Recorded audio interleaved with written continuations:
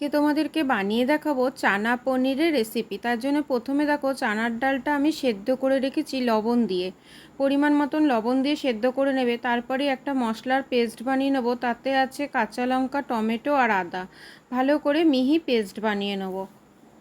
আমি কাঁচা লঙ্কা দিয়ে করব, তোমরা চাইলে গুঁড়ো লঙ্কাটাও দিতে পারো। আদা, কাঁচা লঙ্কা, টমেটোর পেস্টটা করে রেখে দিয়ে কড়াই বসিয়ে দিলাম। কড়াই গরম হলে তাতে তেল দিয়ে দেবো। সর্ষের তেলে বানাবো, এটা সর্ষের তেলে চেষ্টা করবে বানানোর, খেতে ভালো লাগে।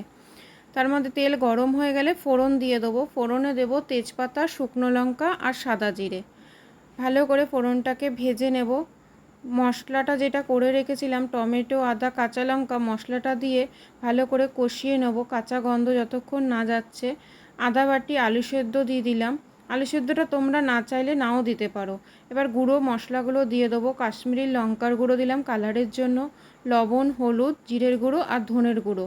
লবণটা আমি অল্পই দিলাম, কেননা আমি সেদ্ধ করে রেখেছিলাম ডালটা, যখন সেদ্ধ করেছিলাম তখন হালকা লবণ দিয়ে নিয়েছিলাম। এরপরে দেখো চানার ডালটাকে দিয়ে দিলাম। সেদ্ধ করে রাখা চানার ডালটাকে দিয়ে ভালো করে কষিয়ে নেব যতক্ষণ কাঁচা গন্ধ না যাচ্ছে আর তেল না উঠে আসছে, ততক্ষণ কিন্তু আমি কষিয়ে নেব। খুব ভালো করে কষাবে।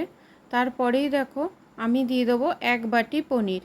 আমি পনিরটা আর ভাজিনি, কাঁচা পনির দিলাম। তোমরা চাইলে একটু ঘিয়ে ভেজেও দিতে পারো বা তেলে ভেজেও দিতে পারো। এবার পরিমাণ মতন জল দিয়ে দেবো, অল্প করে জল দেবে, বেশি জল দেওয়ার দরকার নেই, ডালটা সেদ্ধ করাই আছে। অল্প করে জল দিয়ে একটু ফুটে গেলে ভালো করে মিশিয়ে নেব। একটু অল্প হাফ চামচ কসুরি মেথি দিয়ে নামিয়ে নিলেই কিন্তু এটা রেডি চানা পনিরের রেসিপি। দেখো নামিয়ে নিয়েছি, একটু পনির গ্রেট করে ওপরে সাজিয়ে নিয়েছি। তোমাদের কেমন লাগলো রেসিপিটি অবশ্যই কমেন্ট করে জানিও।